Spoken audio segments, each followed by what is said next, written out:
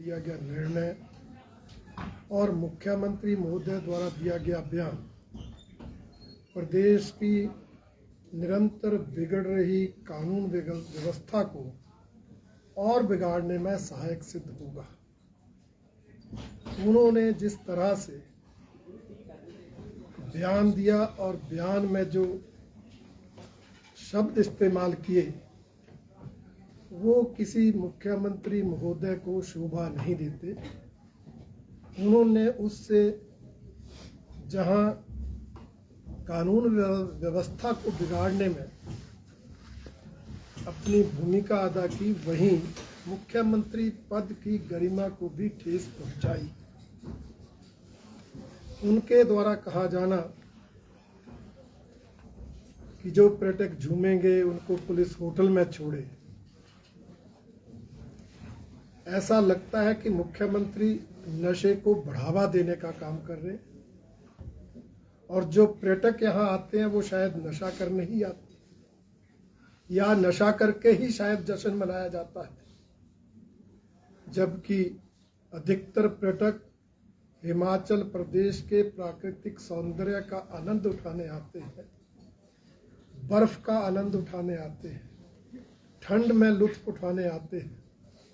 इसलिए मैं माननीय मुख्यमंत्री महोदय के इस बयान को दुर्भाग्यपूर्ण मानता हूं, गैर जिम्मेदाराना मानता हूं और ये समझता हूं कि जिस तरह से उन्होंने ये भी कहा कि अगर लोकल व्यक्ति ऐसा करेगा तो उसको सख्ती से निपटा जाए, तो क्या हिमाचल प्रदेश में दो कानून काम कर रहे हैं?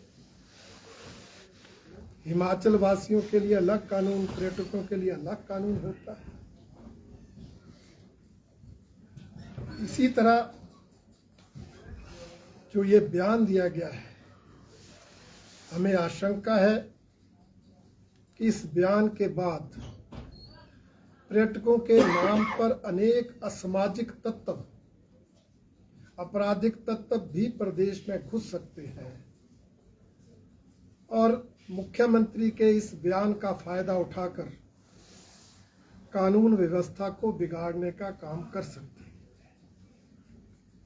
इसलिए भारतीय जनता पार्टी ये मांग करती है कि मुख्यमंत्री जी को वो बयान वापस लेना चाहिए और पुलिस अपनी कार्रवाई करे। पर्यटक आए, जश्न मनाएं, हर साल आते हैं, हर साल जश्न मनाते हैं, परंतु हिमाचल प्रदेश की शांति प्रिय माहौल को, वातावरण को बिगाड़ने का किसी को अधिकार नहीं दिया जा सकता। हिमाचल प्रदेश में कानून व्यवस्था को बिगाड़ने का अधिकार किसी को नहीं दिया जा सकता।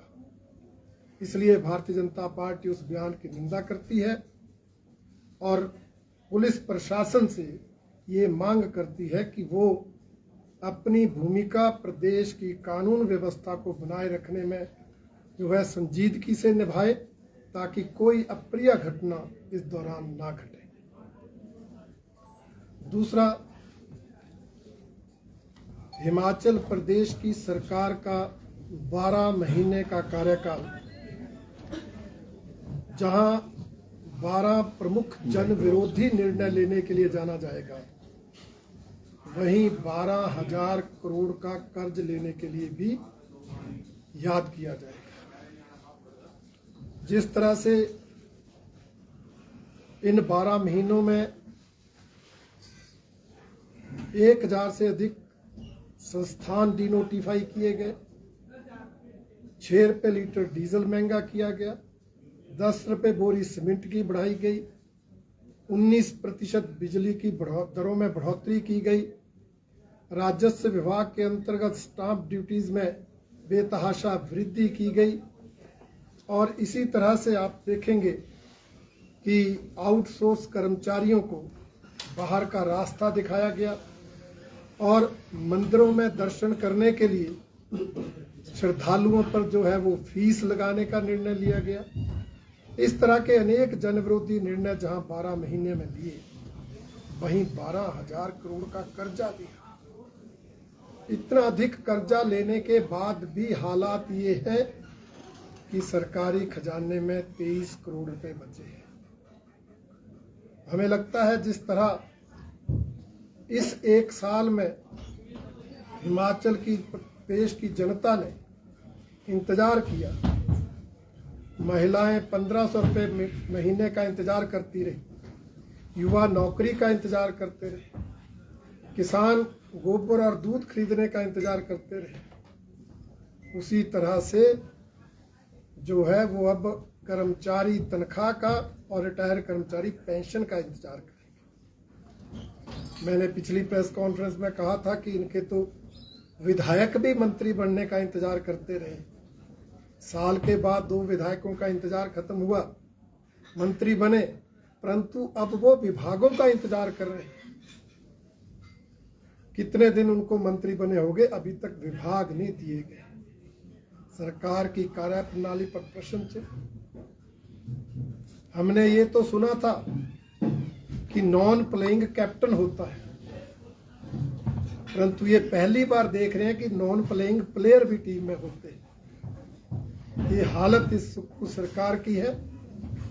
इसलिए भारतीय जनता पार्टी इस जन विरोधी सरकार का, जनता को इंतजार करने वाली सरकार का, और जिन गारंटियों और वायदों को पूरा देकर जो है चुनाव जीते थे, उनको पूरा करने में असमर्थ इस सरकार का विरोध लगातार कर रहे हैं और इन सभी मुद्दों को लोकसभा चुनाव में उठाएंगे। ये दिल्ली जाकर, नागपुर जाकर कितनी भी बैठकें कर ले, इनकी हाईकमांड कितने भी टिप्स इनको दे ले, इनका कोई भी नेता बड़े से बड़ा चुनाव लड़ ले, भारतीय जनता पार्टी चारों की चारों सीटें जो है वो आने वाले लोकसभा चुनाव में जीतेगी और आदरणीय श्री नरेंद्र मोदी जी को फिर से प्रधानमंत्री बनाने में अपनी महत्वपूर्ण भूमिका अदा करेगी।